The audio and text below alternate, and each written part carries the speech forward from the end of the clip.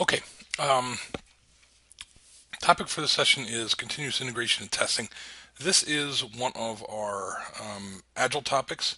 I'm actually bringing it in a little bit before the sprint in order to, um, so we're kind of going to be ready. We're going to set up continuous integration and testing for you, so I want you to be aware of the concept beforehand.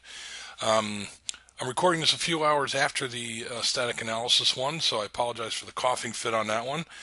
Pretty funny when I looked at it. So I'm going to try and make this a little faster, and I got a big cup of water trying to prevent from coughing into the mic so much. But it kind of goes hand in hand with static analysis as well as some of the other quality practices we've talked about so far, because we really want to take advantage of automation and the ability to automate several part of our quality practices to keep, again, that rhythm, that cadence, that momentum going in our agile projects. So another technique that's been, not necessarily only for agilists, but certainly has been made popular by the movement toward agile. So again, some questions to think about up front if you want to pause and take a second. Um, but think about integrations that you do every day, and nothing to do with software and computers and so forth. But think about integrations um, that you do every day. So, for example, schedules. Right, I have to sit down with my wife every Sunday night and plan out the week. And now my kids are old enough that I have to do that with their calendars as well. Everybody leads a busy life. You guys certainly lead a busy life. So you got to sit down and integrate calendars, right?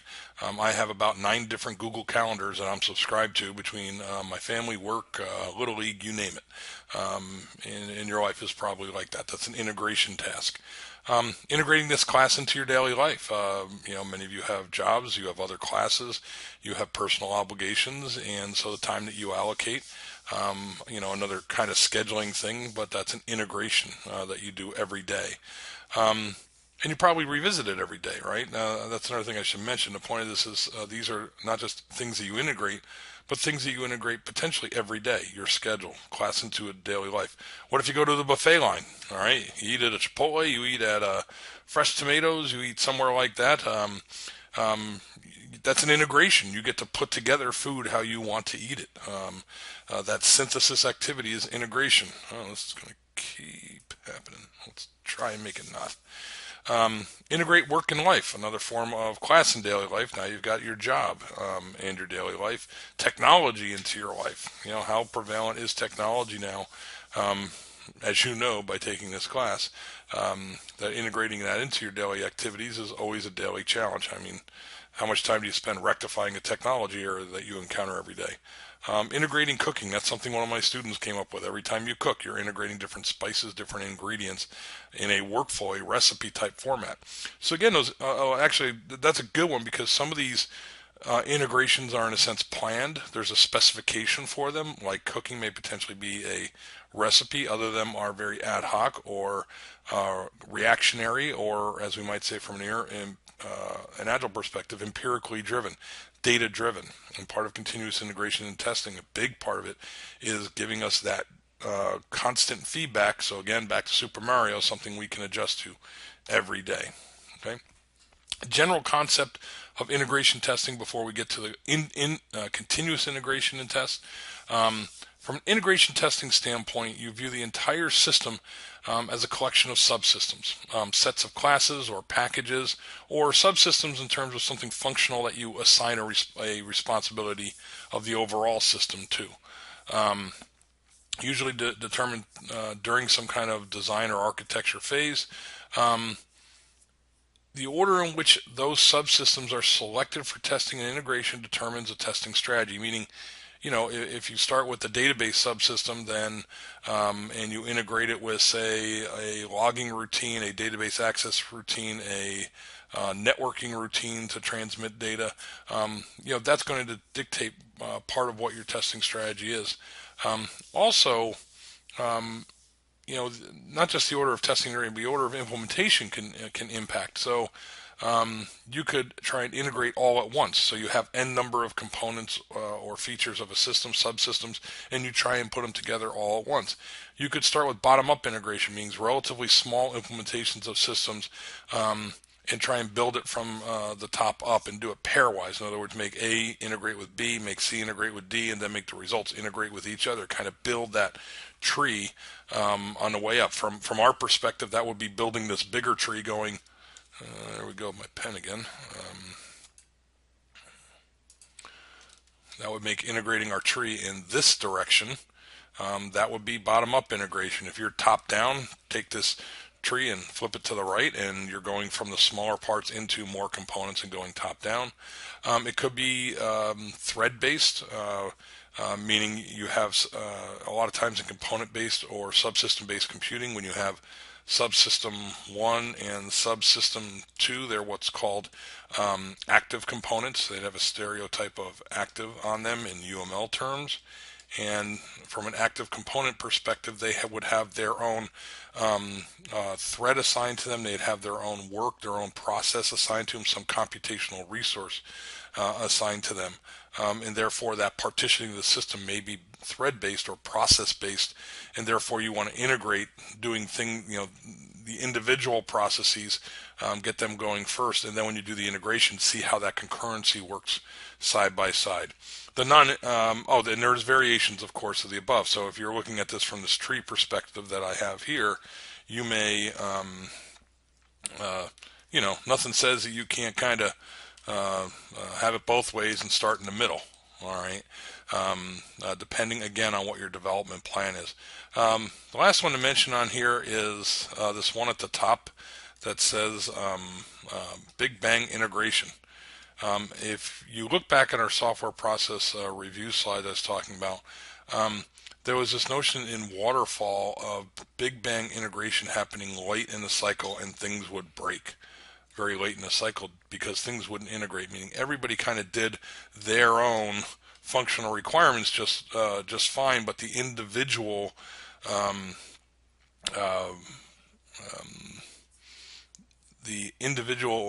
integrations, those individual assignments or specifications of integrations, I should say, those join points between things, that's where things would break.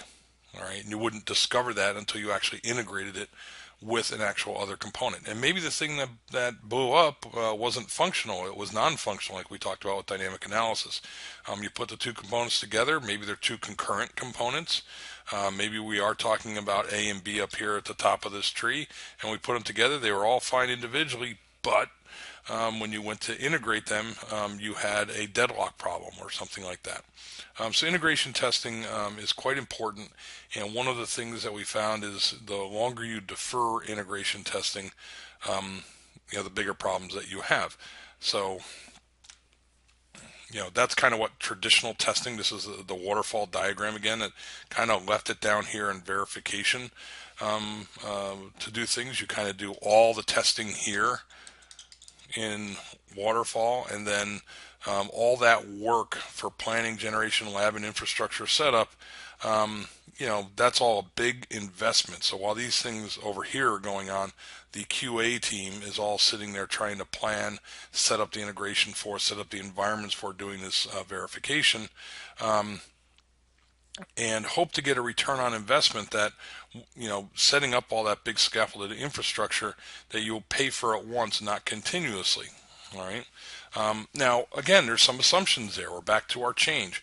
If you're going to start here in time, planning out for verification while the rest of the team is working on these phases till they get to you, then if there's any change in here, right, it would imply rework. So you're assuming that your test cases won't change, and that your test infrastructure design doesn't have to change as well. The test can be executed periodically thereafter. This means after this in time. You'd initially do it. Again, I make a habit of these slides. So your initial testing or validation steps on these things, right? These things are happening as typically you're going forward in a forward engineered type process, and you get to your testing phase. So initially you're checking that the requirements have been met as part of this, as well as the correctness of the implementation. After this, you're hoping to get periodic reuse of the tests post-release in the maintenance phase through regression tests. So if there's an incremental release, if there's enhancements, if there's bug fixes after it's out in the field, that you could still reuse, and you can save these, save the tests, save these artifacts as part of your release branch. Again, biggest main problem, integration tests would fail, leading to massive rework. In forward engineering, we got down to here, these would fail, and the thing is, where in here do I have to go back to, and how much work am I going to have to do to go around the loop again? All right, in order to fix, and big cost, big time delays, big budget overruns, extremely difficult. So folks want to try and do the integration sooner, try and have some confidence that when they put things together, all right, we talked about managing complexity through decomposition. If they're going to decompose the problem in their design phase into these individual subsystems and then have to put them together, then they want some confidence, more confidence than they were getting, that this is actually going to work. Some techniques would try for that. We talked about formal methods, right? If you have a formal specification. If in unit testing, I talked about one type that I didn't really like to be considered as unit testing, and that was Somerville included interface testing, right? The interface testing, to me, I said it was a form of integration testing, because I want to know that the interfaces between these things, we're going to work out just fine ahead of time. So that again that requires a more kind of big upfront design work in order to do it. Agile is going to take a different approach. Our Agile approach is to think in terms of continuous integration and testing. Instead of waiting to integrate, at the end, integrate and build the system several times a day. Integrate every time a task is completed. When's a task completed? Think GitHub. Every time you push. Okay. Make sure you get an update and let everyone know every day the status of the system. All right. Now, this wasn't always possible with tools, and in some systems engineering, it still isn't practically possible. But now we have faster build systems. We have incremental compilers and other technologies like that. The web becomes a nice another information radiation source to let the entire team know how things are going. And in general, developers are expected to spend more of their own time testing and spend more of their time automating their tests and more of their time planning out tests at their level. In other words, the testing activity gets spread throughout the life cycle, is not just at the end in this big validation phase. Okay. Back to some of our Agile Kool-Aid. What do we say here at the bottom? If testing is good, why not do it all the time, right? That's kind of the Agile philosophy. If integration is good, why not do it all the time, several times a day, right? If customer involvement is good, why not show the business value and quality we're creating every day? Continuous reporting, right? You already have some of that. That's your Scrum board, right? That's tag it to you. But the CI and test dashboard is going to give the quality viewpoint of that, so we can get our process, how we're gaining business value, but I also will now have a dashboard information radiator for quality, and I'm going to show you some examples of that toward the end of this. Again, with the philosophy, I love the language of Agile sometimes. We'll see some of this language in refactoring as well. But one of the things that Agilists talk about is relentless testing. I love that word, relentless, right? Means you're not going to give up on it. You are going to stay after it aggressively. And so continuous integration goes hand in hand like that. I can relentlessly test every day, and I can continuously integrate every day, and I'm not going to skip it. It's going to become part of my daily automated set of practices. All right. By keeping the system integrated at all times, you increase the chance of catching defects early and improving the quality and timeliness of your product. We talked about this before as well. The time between defect injection, right? Actually, you know how I like to scribble in the white spaces. Let me scribble in a larger white space. The time from defect injection to, all right, delta time from here to defect discovery. If you can take this and rate limit this towards 0, all right, then you are greatly reducing the cost of rework, costs that other folks have done in dependency to something that you've done, all those kinds of things, and therefore you're going to improve the quality. I mean, find and fix your defects as close to possible in time to when you inject them. Drive it from what used to be months down to weeks, down to days, down to hours, down to seconds, if you can, right in your IDE. And again, tooling and automation is helping us with that. Okay, and that's what this is about. From the perspective, kind of a logistical perspective, now we have no separate test phase, right? We're out of the mode of waterfall where we have some tests done here toward the end, and instead we're doing it continuously, right? But there are some drawbacks to that. From a tester's perspective, having a stable set of requirements that they can start building their test plans against and planning out their testing environments makes their life so much easier. But not just your development, but your testing folks, your QA group has to get agile as well. They must be able to adapt. They must be able to embrace that change. So as the features change during the release, the specifications change, they have to change. All right. So just like release planning or sprint planning, testing also starts on projects day one. If you have a separate QA resource, they should be on the Agile team.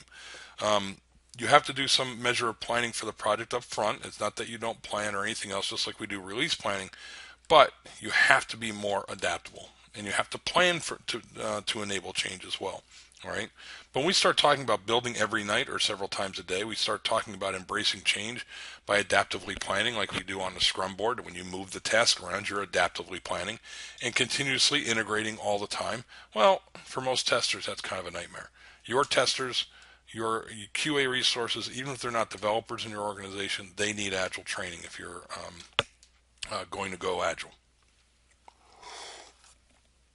But how else can we help this? Well, we can help this through automation.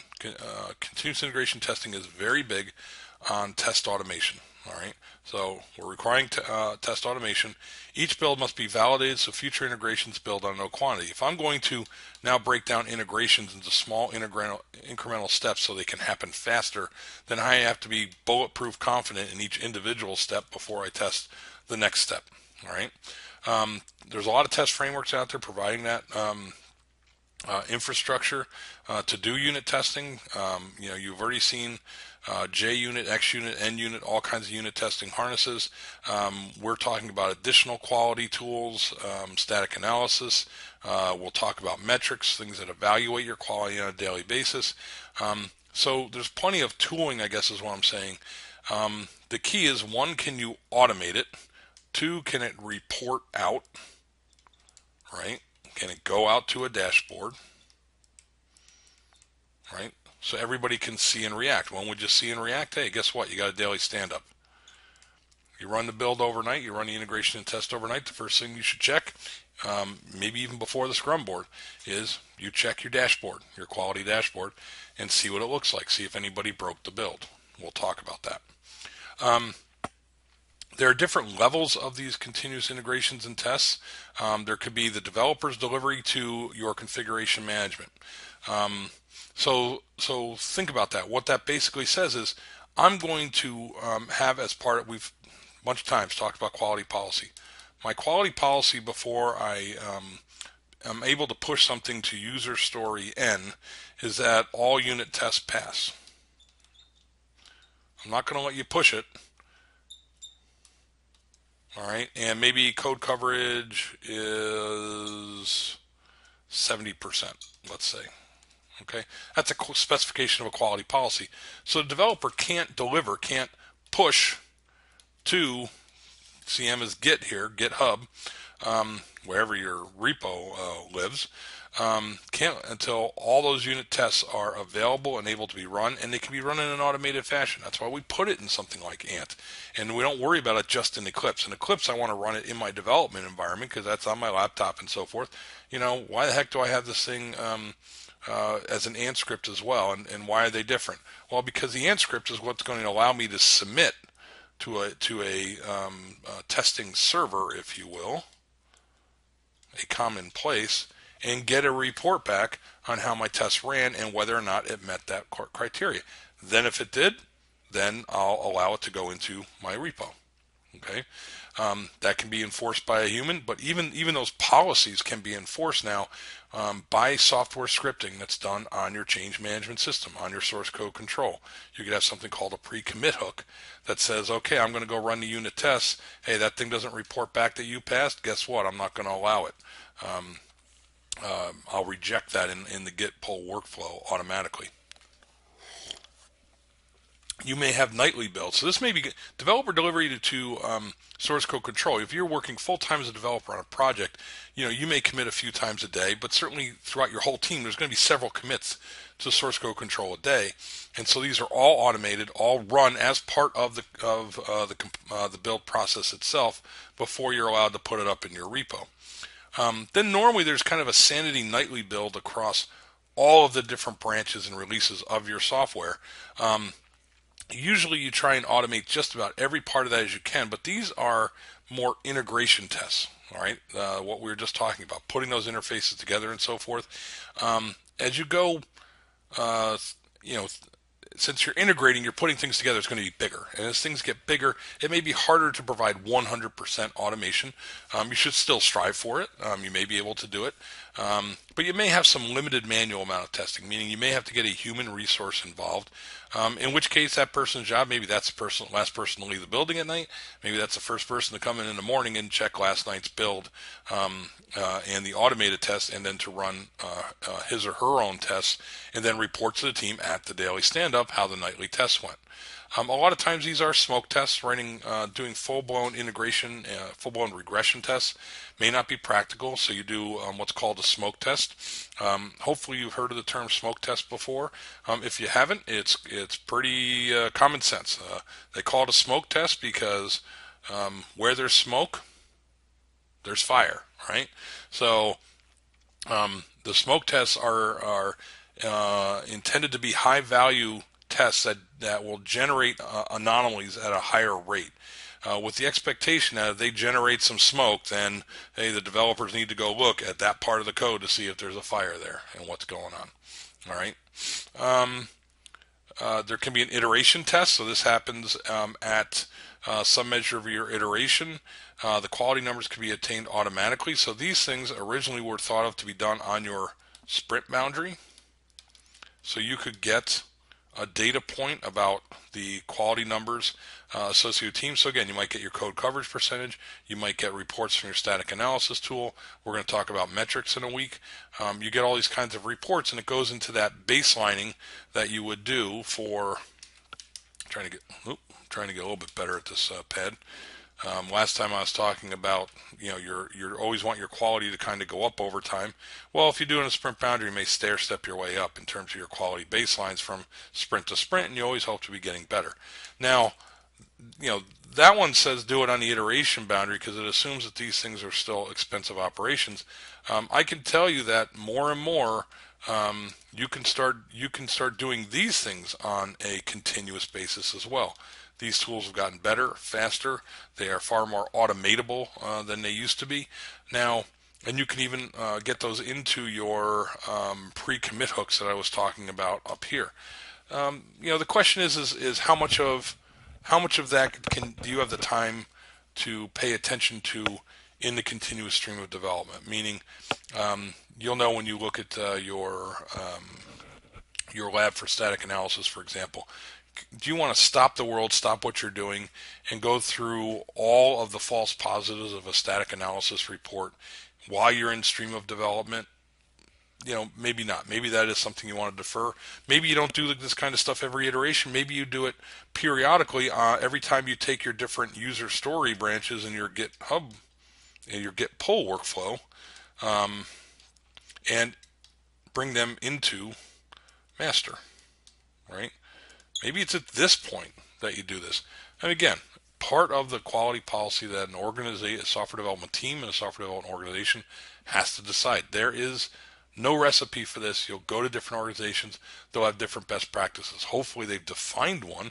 If not, go in there and define one for them, because you really need to be doing this stuff as frequently as you can while maintaining the rhythm and cadence of the team. And then finally, milestone iteration. Normally, this is the kind of thing traditionally, milestone means some kind of release planning or something that has customer involvement. Now, again, Agile will say that is the sprint, right? Because we're doing a potentially shippable increment every sprint. But even outside of Agile, the time when you're going to do this is whenever some normally externally visible milestone has been defined, so you can do some of the extra stuff: performance, scalability, stability. I was talking about some of these things with dynamic analysis. Again, this is a best practice recommendation. I still recommend trying to do these all the time if you can. All right, now it can be more difficult to do dynamic analysis all the time because you really need a mirror of your production environment and so forth. There's logistical issues. Again, and I have heard this comment. I know thinking in this way is a little bit different, but there is no formula for it. There is no one agreement on the best time and place to do these. All these activities have a cost associated with them in terms of time, real money, and its effect on a team's momentum and ability to deliver. So as you do more with the time, that's great. The quality will go up too. But are you able to build value at a steady rate, or is building value going to go down on your burn down chart because you're spending way too much time with all these activities? All right. Depends on what you're building. Depends on the domain, the experience of the team, the infrastructure you have set up. No one answer. You would hope that your organization gets better over time at this stuff. Better tooling, better understanding of the things that they need to do. More mature practices. So over time, you can do these things all the time in a set way, and you understand what all the data streams are telling you. Otherwise, you can actually lose benefit. You can actually have a drawback to all this because it becomes burdensome on your process, and the team doesn't feel like it can get anything done. Definitely a balance. Agile best practice, continuous testing. Unit, system, and integration tests can be run continuously. All right, that's what we mean. Oh, I got the erase on. All right, I can run these things continuously. So that does require some infrastructure. You have to have some tooling. You need a build, test, automation, and reporting framework. Your automation framework for building, by the way, that's again why you have Ant. Ant's a very simplistic one. There are certainly other ones out there that have become more popular, but this one, it may not seem it to you, but this is this may be the simplest one out there. Another old school tool would be something like Make. All right, but that's why we talked about that right up front at the start of your project, start of the semester. Reporting framework, though. What's our reporting framework? There's several of these out there that become popular. Here's some screenshots of some ones in the bottom. This is one for IGStick. Was an image-guided surgical toolkit that I was part of an open source project for. It's still out there at igsdk.org. In any event, this tool is called C-Dash, and it produces dashboard style reports. There's one called Rational Team Concert. This is part of the IBM Jazz platform, and this is actually a souped up version of Eclipse, but it has its own dashboard for different quality reports over time. There are additional ones, and so I'm going to jump out here if I can and go show you a couple. All right. Let's say this is the current C-Dash site. Let's see what it has out there in terms of some public dashboards we can look at. Grassroots DICOM. I don't even know what that project is. Hopefully it's got some active things going on. So let's take a look at some tests that had failed. All right, this is a company called Kitware. They have offices in upstate New York, North Carolina, Paris. They worked on IGStick with us. That one's taking a little while to load. While that one's loading a particular test, I'm going to show you another one. This one's called Jenkins. Jenkins is open source. There's a hosted service from CloudBees. This is actually some projects from your course last year. And what a tool like this will do, let's look at Team C Gamers, is this will do, and look at this thing's been running for the past year. Frankly, I kind of forgot it was out there. you can see all the tests going back in time, and these things were set up to run in the middle of the night, all through the past year. And you see at some point, these builds, these are all build numbers or test numbers. Um, uh, there were examples of failures. Red means it failed. All right, the build failed for whatever reason. Reasons, you can go in this tool and look at the console output for what happened in the fail. So this is the run of their Ant script. You can see it has the coverage report from Jacoco and the JUnit that you were doing. Very similar stuff. Find bugs. It's in your current lab for the for static analysis and its property. PMD, which I talked about in the static analysis lecture, but I don't actually require you to use on your report, but it's out there as well. So this is an example of an Ant script that reported something that failed. You can drill down into the individual tool warnings. These plugins on Jenkins give you all kinds of distributions of different things, of what kind of errors and what kind of package, errors and warnings and what particular file. Gives you the types of errors you can look at, and you can drill all the way down to the type of defect, and boom, it even gives you a code set up where this defect happened. This kind of reporting is done every single day for the last year. I'm rolling all the way back to the top. I can go look at the PMD version of it, same kind of thing. And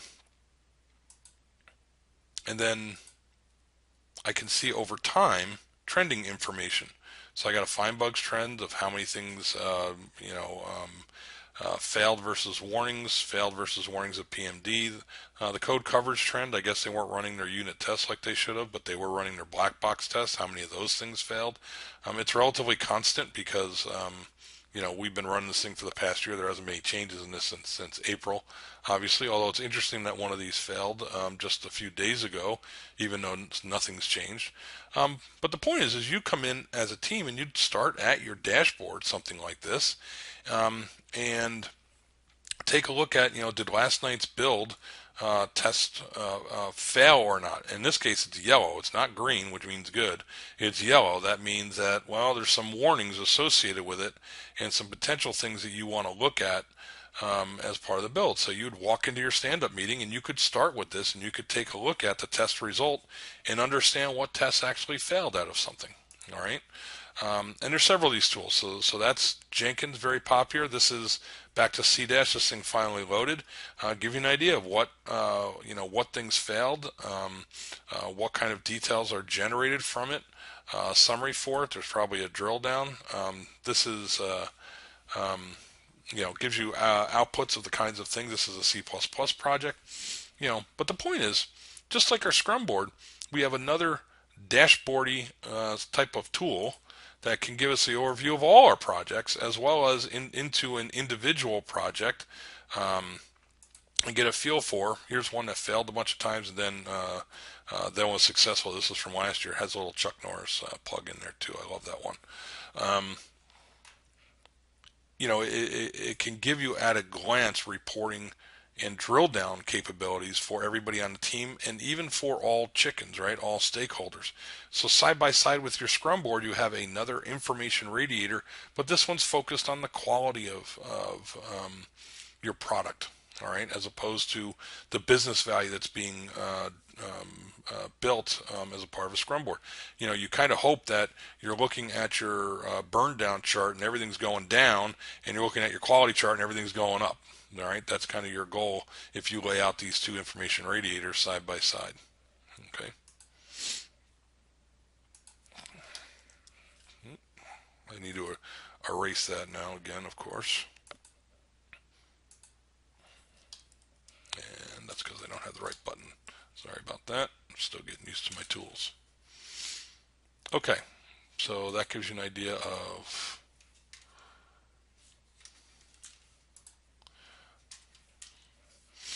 what a continuous integration and testing platform is like, and you will be employing one of these, and we're going to help you out with that.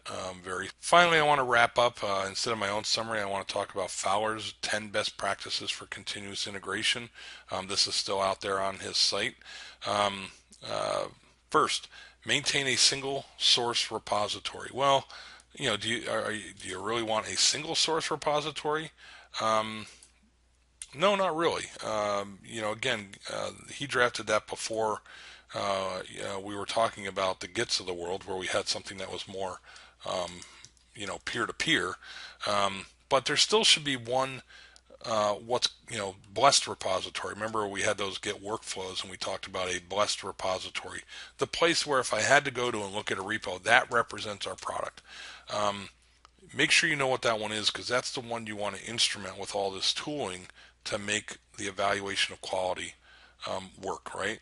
So basically, it should be the one that represents your release. If that's master on so and so server or whatnot, wherever if it's master on GitHub, if it's master on somebody's box, wherever it is, everybody should know where it is the point. And on there, you should have a fully automated build. I should be able to click a button on a website and say, go build this, go run all the testing and tools that I want against it as I possibly can for my quality policy. Try and make your build itself self-testing. Um, Make it so everyone commits every day. Um, Again, in the Git world, that isn't necessarily the case anymore. But Fowler's point here is the more often you commit, the more often it kicks off a continuous integration process. And if you keep those steps small, again, you can embrace change. The real point of this is, as always, we are embracing change, right? And the key to embracing change is to keep that change small. If it's a big change, we have a harder time dealing with it. If it's a smaller change, we can actually deal with it faster. The rate of change and the amount of rework and impact it does, think of that exponential curve. Little changes, okay, a little bit of rework. Bigger changes, a disproportionately high amount of rework potential. Every commit should build the main line on an integration machine. That's what we're talking about. We should be building whatever the blessed repository is. So think of this as master. All right, on some integration machine somewhere. Okay, so something that represents putting all the software components together. Try and keep the build fast. If there is such a thing as putting too much stuff in the build, too many tests, too much automation, that it's not fast enough. When something's not fast, it means people are going to move forward. So keeping the build fast requires a balance of tooling and how much you're going to invest up front in infrastructure. A flip side of this is if you're doing something with an embedded system, anything hardware related, if you've got to go through a huge scaffolding exercise all the time just to build the software and test it, then continuous integration and testing just isn't going to happen for you. People aren't going to wait for things to happen.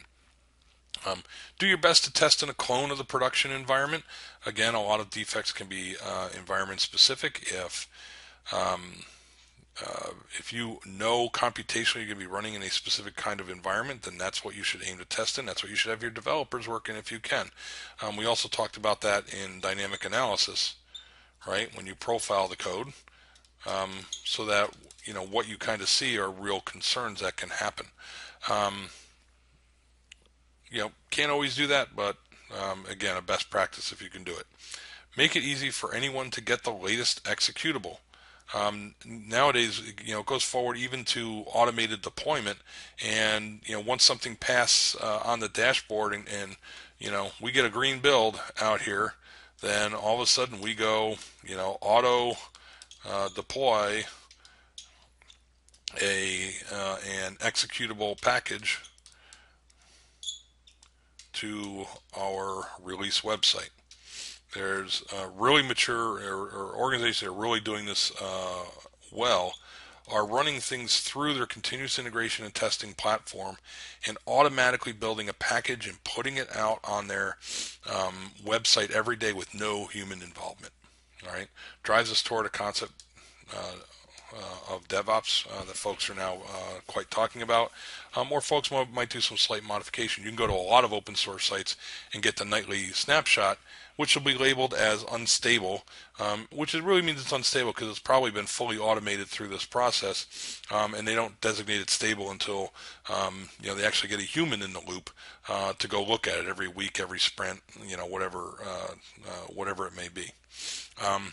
Biggest big benefits here, can't emphasize enough.